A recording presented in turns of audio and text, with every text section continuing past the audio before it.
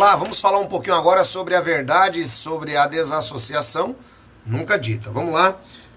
O texto normalmente usado pela Sociedade Torre de Vigia é 1 Timóteo capítulo 5, versículo 11, que tem sido usado aí por um monte de gente.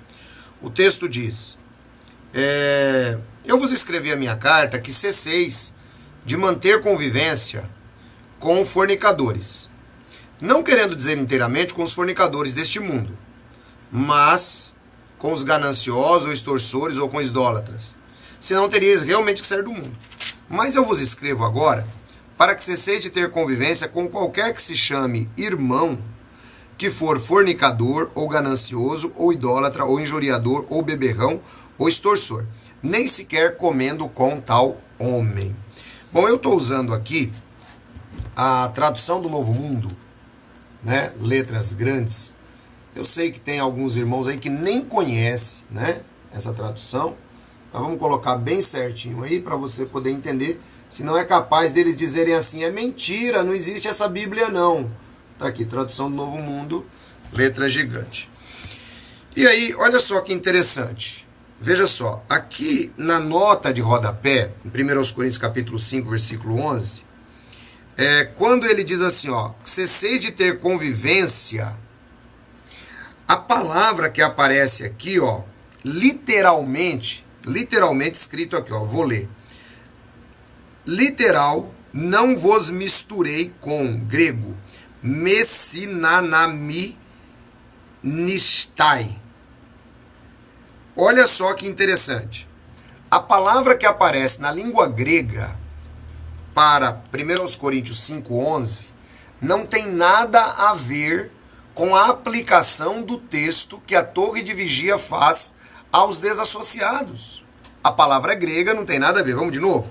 Na tradução do Novo Mundo, letra gigante, não vos misturei, literalmente, não vos mistureis. Não tem nada a ver com você deixar de dar um oi.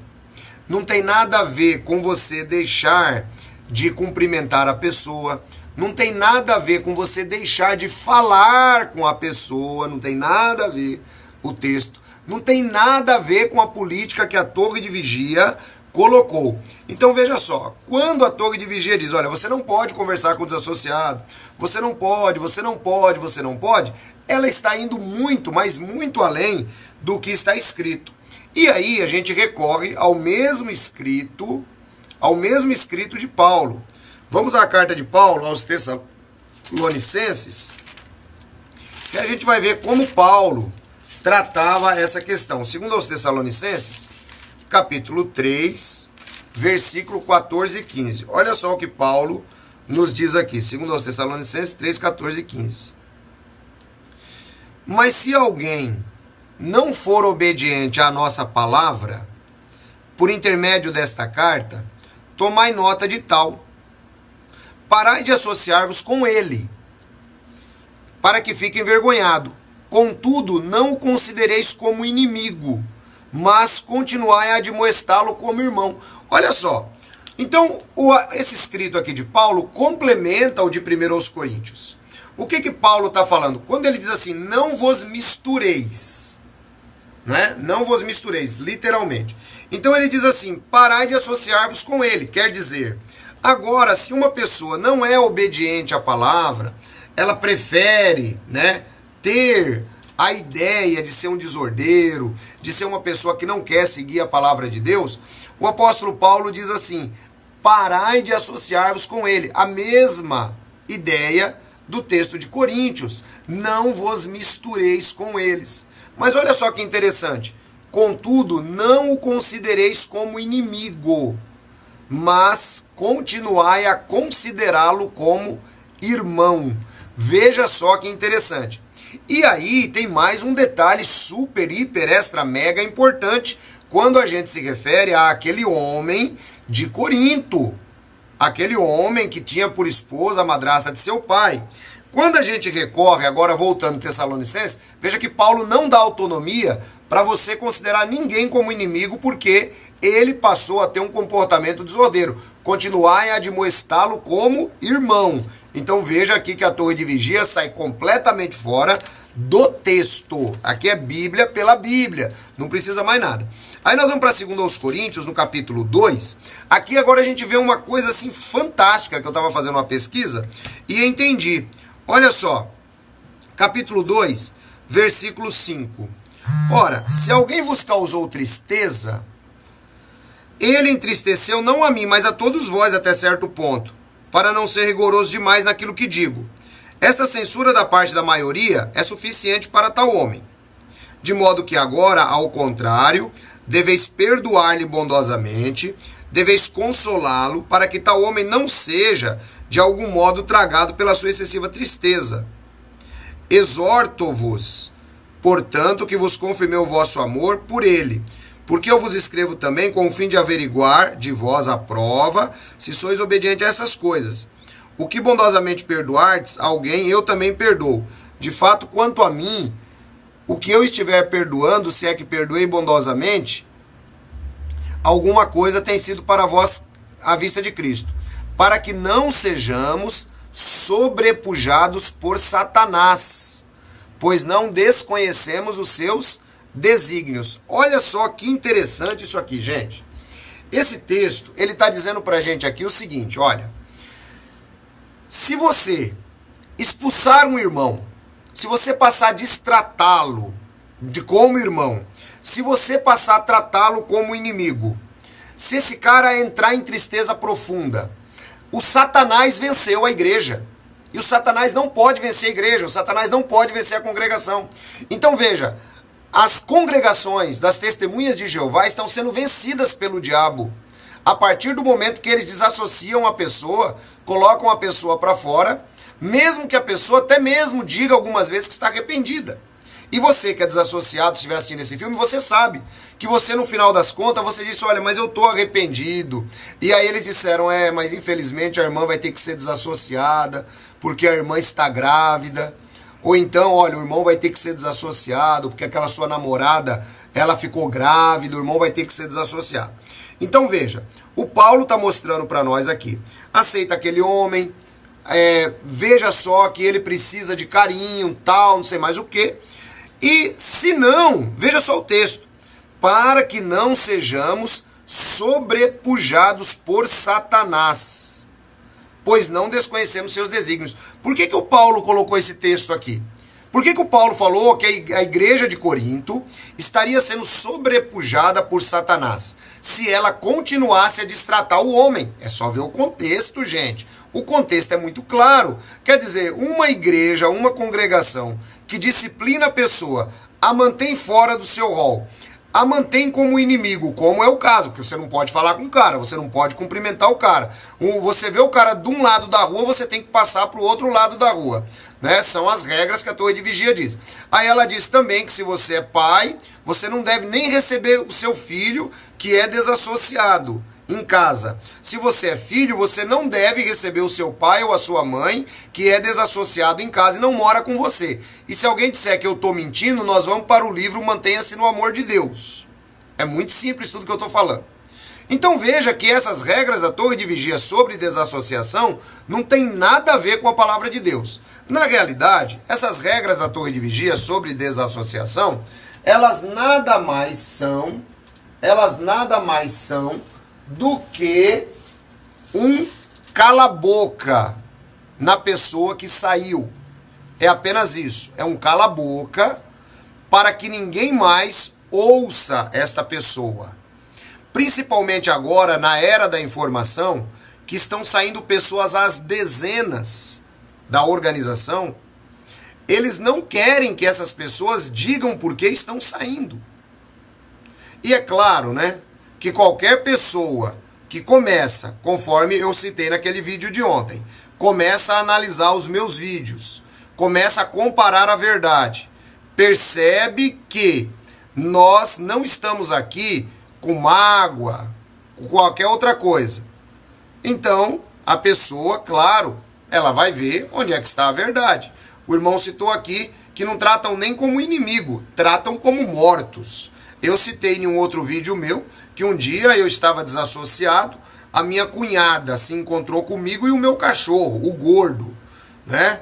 Ela pediu licença para o gordo e não pediu licença para mim. Você veja só que coisa. Ela pediu licença para o gordo. Ela falou, gordo, dá licença. Ela se deparou comigo e o gordo no portão. Eu e o gordo. Imagina essa cena. Eu e o gordo na coleira. O gordo, ele era aqueles cachorro tigrado, grandão, que eu esqueci o nome, esqueci o nome do gordo agora. O gordo na coleira comigo. O gordo é aquele babá. Fila, lembrei. O gordo era um fila. E aí a gorda é aquele babava. Aquela babona do gordo. E eu gostava demais do gordo. O gordo era um amor de cachorro. E eu com o gordo na coleira. E ela se deparou, que nós morávamos praticamente no mesmo quintal. Ela se deparou comigo e o gordo, né? E aí, quando ela se deparou comigo e o gordo, sabe aquele negócio que vai, não vai, vai, não vai, vai, não vai? Então, aí ela deu o vai, não vai, e ela falou, dá licença, gordo.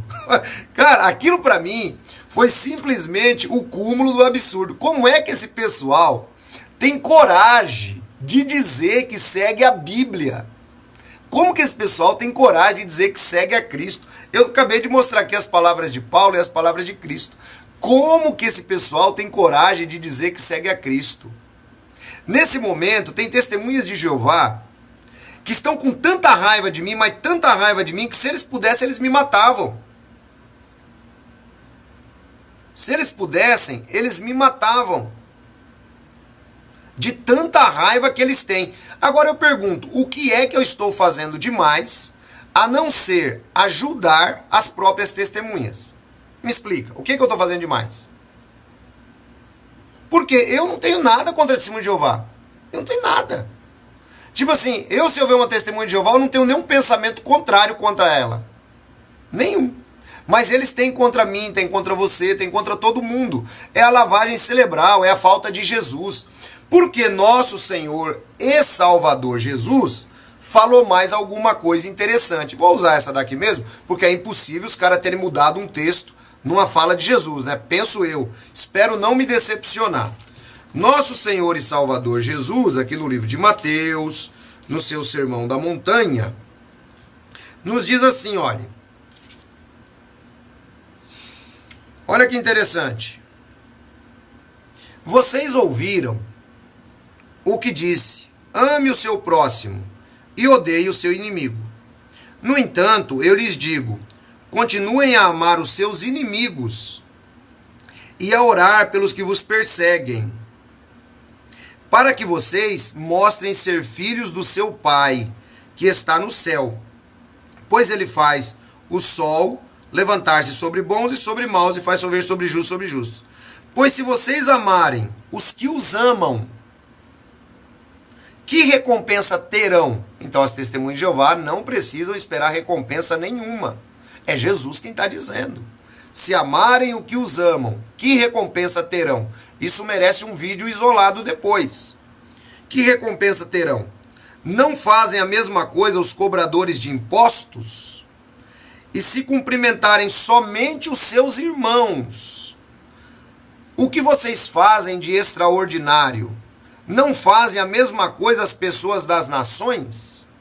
Portanto, sejam perfeitos, assim como seu Pai Celestial é perfeito. Bom, as testemunhas revelam grande imperfeição no tratar. As testemunhas revelam que não estão fazendo a vontade de Deus e que literalmente assumem a posição de não serem filhos de Deus. Porque é Jesus quem diz, se amarem só os que vos amam, que recompensa tendes? Por exemplo, quando tem uma catástrofe, como houve em Mariana, como houve agora, a primeira coisa que a torre de vigia faz, ela precisa dar uma chegada lá, afinal de contas tem testemunho de Jeová lá. Mas os primeiros que recebem tratamento são as testemunhas de Jeová. Quer dizer, a preocupação com a placa religiosa está acima da vida. Percebam isso. A preocupação com a placa está acima da vida.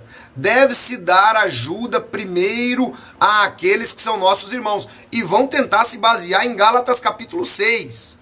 Quando, na realidade, não é nada disso que Paulo está dizendo. Veja só que interessante. Então, quer dizer, para onde nós vamos ajudar? Então nós vamos para o salão do reino, vai ser contactado os anciãos, aí nós vamos ver as testemunhas de Jeová que são vítimas da enchente, do furacão, de não sei mais o que. Vamos ajudar as testemunhas de Jeová. Se der depois, a gente faz mais alguma coisa, mas o foco são as testemunhas de Jeová. E onde é que fica a história de Jesus? Se cumprimentardes só os vossos irmãos, que recompensa tendes? Que recompensa tendes? Né? Então, gente, as testemunhas de Jeová que se ofendem comigo, se ofendem à toa. Se ofendem porque não leem a Bíblia. Se ofendem porque desejam mais a glória dos homens do que a glória de Deus. E eu vou ler aqui outro texto bíblico. Veja, tem dia que eu estou mais inspirado, aí eu gosto de ler mais texto bíblico, que é esse caso de hoje. Eu vou ler agora João 12.